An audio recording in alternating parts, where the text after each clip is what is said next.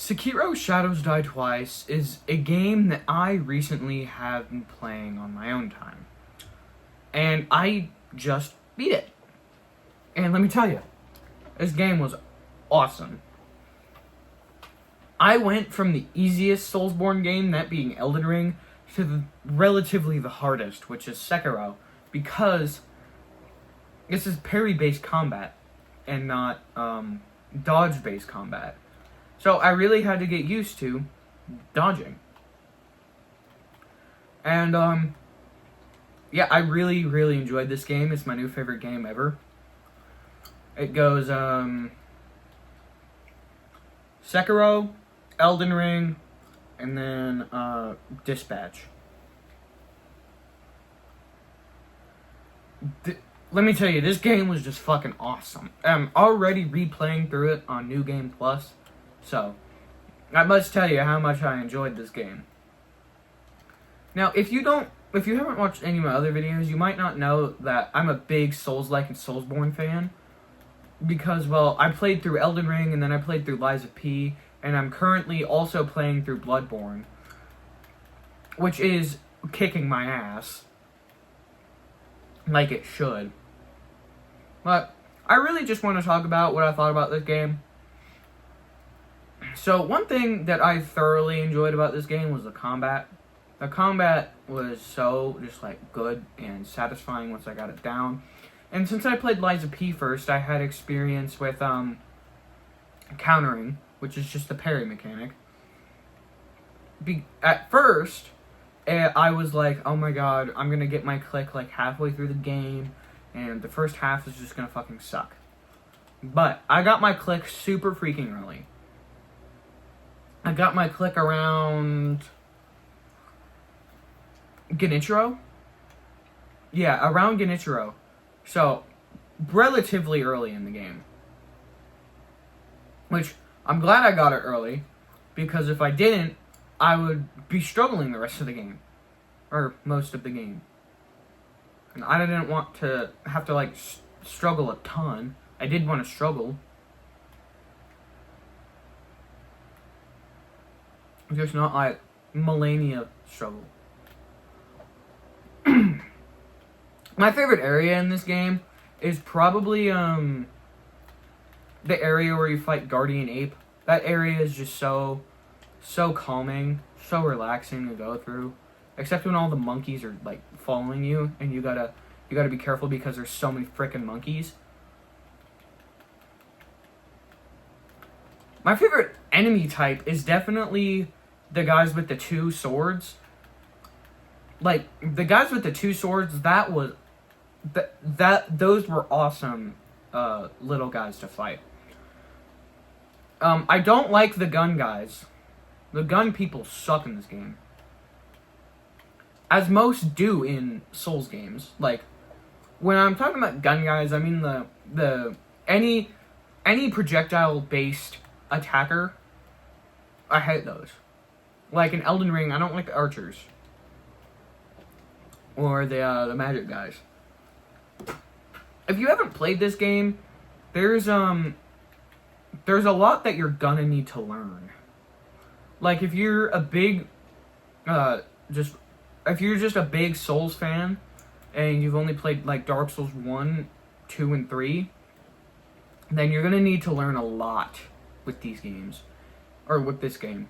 Because with dodging, you only get like 9 frames of iframes, which kind of sucks.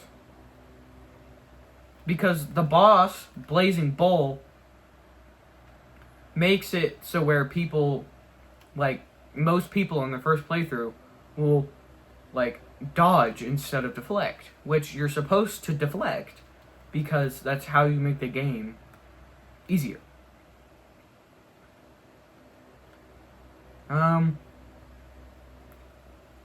There's not a shit ton I want to say about this game other than it was peak, bro. It was so peak. The combat, like, once you fight Genichiro and you get the combat down, for the rest of the game, you're just like, oh my god, I'm a parry god. And you will think that at some point, because you're just parrying all of this shit. And it's like, I wouldn't have been able to do this in the beginning of the game, but you can now because you're just so used to the combat. I'm just sitting here glazing the combat. This Soulsborne is a story-driven Soulsborne. There's an actual story to this game that you can play through and not have to watch 700 videos to understand, which I really like because I like story games. Now, story isn't the main thing that you want to be doing. You want to be out adventuring and fighting bosses to get stronger. But that's the thing with fighting bosses. If you fight main bosses, you can upgrade your attack. But if you fight mini bosses, you can upgrade your health and posture. So, bosses are a little bit different than other Souls games, which I personally enjoy. I think FromSoft should make another game with Activision, and it's like this, and it's like a sequel. That'd be pretty cool. Also, this game is like heavily stealth driven, so if you're like me in an Elden Ring, you were like super fucking loud all the time, that's not gonna work. You have to learn how to be quiet. Which I learned really fast because right before I started playing this game, I played through Metal Gear Solid Delta Snake Eater, so I had already learned how to be quiet for long periods of time in games. I know how to be quiet long periods of time in real life. If you don't believe that, just ask my friends. My favorite boss to fight was definitely Genichiro, or the final boss, Ishin Navashina, Ishin the Sword Saint. That was peak. That fight was fucking awesome, bruh. And on the first playthrough, I didn't fight the red thing. That is the what's it called? That's the sculptor, the thing that the sculptor turns into. I did get the ending where I was the sculptor, the new sculptor. So I thought that was pretty cool, and I really need to be emphasizing the fact that I did beat the game, because at one point I was kind of just I was gonna make a review video and I was gonna drop the game, and I never was gonna beat it because I thought Ishin was so hard.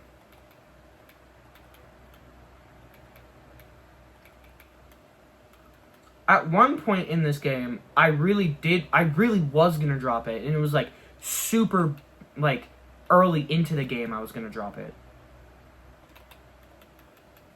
It was right after the Chained Ogre with that area. I was trying to beat Commander Tenzin before I continued, which I didn't need to do because I could have just ran past him. I don't know why I didn't. I'm dumb. The world interconnectivity in this game is also very good. It's on par with Dark Souls. And yes, I have started also playing Dark Souls, but I'm going to play through Bloodborne and then Dark Souls. Anyway, that's my opinion on Sekiro. Please like and subscribe. Have a good day. Or don't. Peace.